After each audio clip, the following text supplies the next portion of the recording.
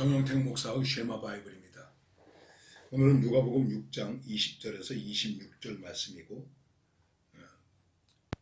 찬양은 복음성 가운데서 심령이 가난한 자는 이 찬양이 있습니다. 여러분 찾아서 한번 불러보시기 바랍니다.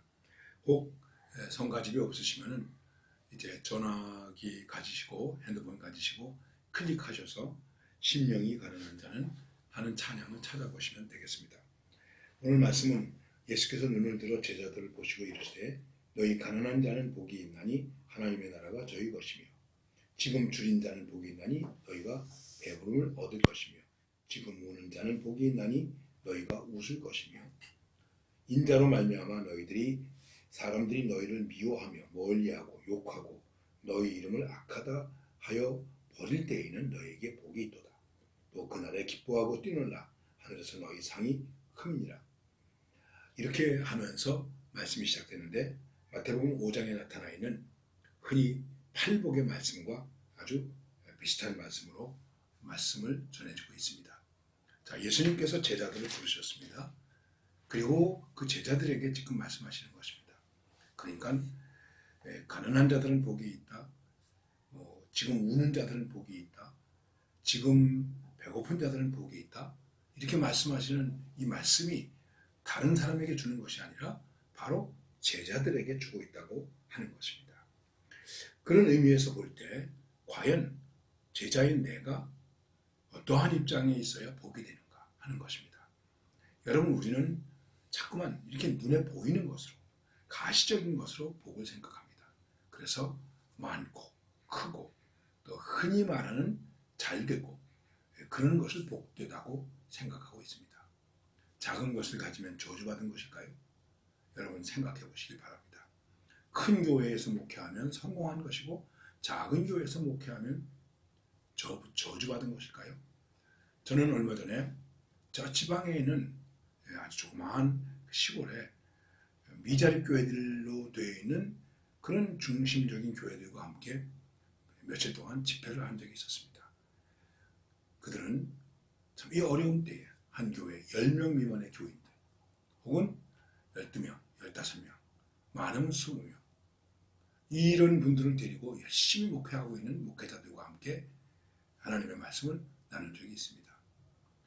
그들은 그들과 함께 살면서 채소를 재배하기도 하고 또 어떤 식료품을 만들어내기도 하고 그렇게 하면서 교회를 지키고 목회를 하고 있었습니다.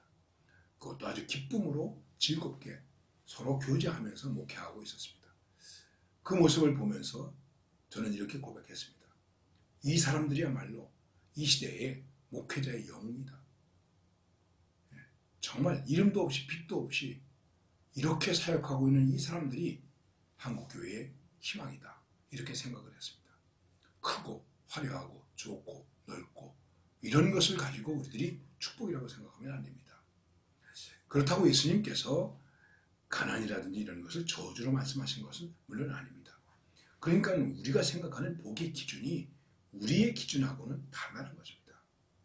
예수님의 기준은 가난하고 배고프고 울고 핍박받고 그 속에도 오히려 복이 있다. 하나님 나라의 기쁨이 있다. 이것을 진정으로 깨닫고 우리가 주님의 일을 하고 있는가. 이것이 굉장히 중요한 것입니다. 과연 이런 세상의 삶의 기준 속에서 우리는 이 하나님의 말씀을 어떻게 받아들이고 살아야 되는가? 과연 하나님의 나라가 내게 임해서 그 하나님 나라의 가치와 기쁨을 가지고 사는가?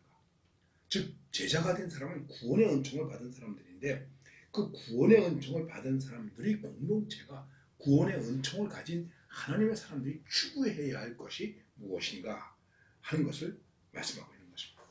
비록 인간의 삶 속에는 가난이 있고 굶주림이 있고 애통이 있고 핍박이 있지만 그 속에서도 의미 있는 하나님의 복을 나누면서 살 수 있는 것이 오늘 그리스도인 그리고 예수님의 제자의 모습이라고 하는 것입니다. 그래서 우리는 이것을 좁은 길로 얘기하고 있습니다. 헨리 나우에는 말합니다. 하나님의 사람들이 부름받은 것은 아래로 내려가는 하양 에로의 소명이지 높은 데로 올라가는 부름이 아니다. 그렇습니다.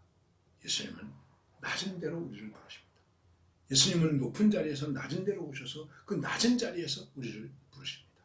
종의 자리에서 우리를 부르십니다. 바로 그분에게 우리는 믿음을 고백하고 따르는 그리스도의 제자라고 하는 것입니다. 이 제자의 모습을 잘 되새기면서 그 가치와 의미를 구현하는 그러한 하나님의 사람으로 살아갈 수 있기를 바랍니다.